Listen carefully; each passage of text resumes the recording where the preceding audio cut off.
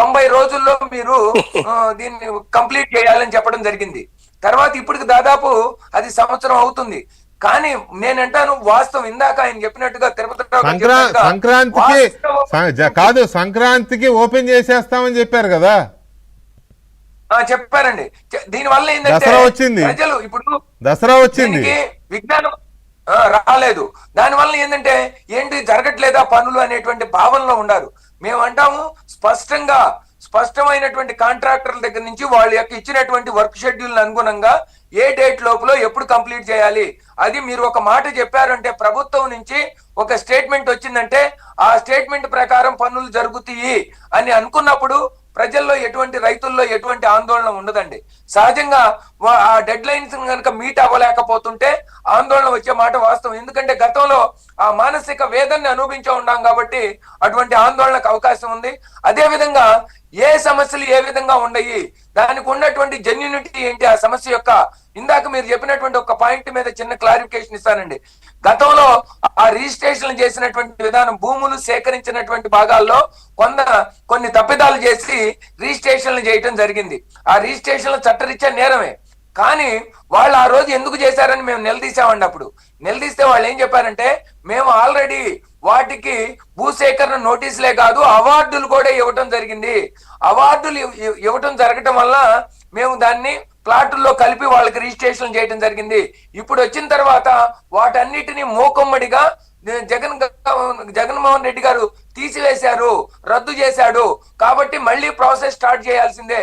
కాబట్టి ఇక్కడ ఎందుకు వచ్చిందంటే ఆ ప్రాబ్లం అంటే, ఏ ఊర్లో వాళ్ళకి ఆ ఊర్లోనే ప్లాట్లు ఇవ్వాలి, ఆ ఊరు లేఅవుట్లోనే ఇవ్వాలి. కాబట్టి ఆ ఊరు లేఅవుట్లో ఎక్కడో కొద్దిగా గొప్ప రానటువంటి భూమి అంటే సపోజ్ ఒక 2000 గజాలలో ఒక 100 గజాలో 50 గజాలో రానటువంటి భూమి ఉంది. కాబట్టి వాళ్ళకి ఏం చెప్పారంటే, మేము పదే అడిగిన తర్వాత సిఆర్డిఏ వాళ్ళు ఒక ఫార్ములాతో ముందుకొచ్చారు. మీకు ఆ గ్రామాల్లో ఉన్నటువంటి కానీ లేకపోతే ఇంకా ఎక్కడన్నా ఉన్నటువంటి భూముల్లో మీకు వచ్చే గజాలు ఉంటే ఇమీడియట్ గా తీసుకుంటాం, మీకు అవసరం ఉంటే. కాదు, మాకు అలాట్ చేసిన ప్లాట్ మంచి ప్లాటు, మాకు అదే ఉంచుకోవాలంటే 1 సంవత్సరం టైం పడుతుంది, దయచేసి ఓపిక పట్టండి అనేటువంటి విషయాన్ని చెప్పడం జరిగింది.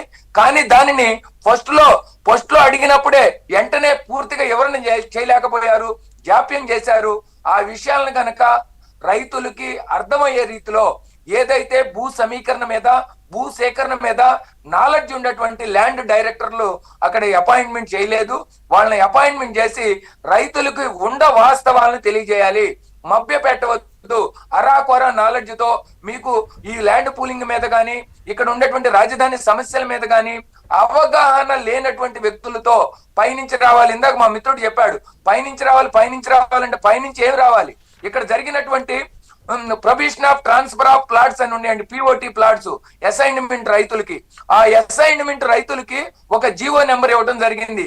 ఏదైతే శివాయి జమీదార్ భూములకి 500 గజాలు ఇవ్వడం జరిగింది. అట్నే ఈ అసైన్డ్ భూముల్ని కొనుగోలు చేసినటువంటి వాళ్ళకి కూడా 500 గజాలే. ఆ విధంగా ఇవ్వటం చెల్లదు. ఆ జీవోని ఇప్పుడు రద్దు చేయడం జరిగింది. మళ్ళీ దానికి ఒక పరిష్కార మార్గాన్ని కనుక్కోవాలి. ఆ పరిష్కార మార్గాన్ని త్వరితగతిన కనుక్కోండి. ఎందుకంటే అసైన్డ్ రైతులు ఇబ్బంది పడుతున్నారు, వాళ్ళకి పిఓటి. దానికి స్పష్టంగా మేము కమిషనర్ గారిని గట్టిగా అడిగినప్పుడు కమిషనర్ గారు అదే విధంగా నారాయణ గారు చెప్పినటువంటి మాట ఏంటంటే, దీని మీద మేము ఆల్రెడీ అడ్వకేట్ జనరల్ కి రాయడం జరిగింది. దీని మీద ఆ నిర్ణయం రాంగులని మీకు పిఓటి ప్లాట్లు చేస్తాము. పిఓటి ప్లాట్లు ఏదైతే ఈ యొక్క అసైన్డ్ రైతుల యొక్క భూముల యొక్క కొనుగోలు చేసిన ప్లాట్లు ఉన్నాయో ఇవన్నీ చెప్పడమే జరుగుతుంది తప్ప పరిష్కారం కనపట్లేదు కదా. ఎంతసేపు చెప్పినా ఇదొక ఏదో రాతే రామాయణం ఇంటే భారతం అన్నట్టుగా చెప్పుకుంటూ పోతే తెల్లారుతుంది తప్ప పరిష్కారం రావట్లా. ఏంటి తిరుపతిరావు గారు, ఏంటి ఇదే కాకుండా మేజర్ గా సంబంధించి ఏమంటే ఒక్క నిమిషం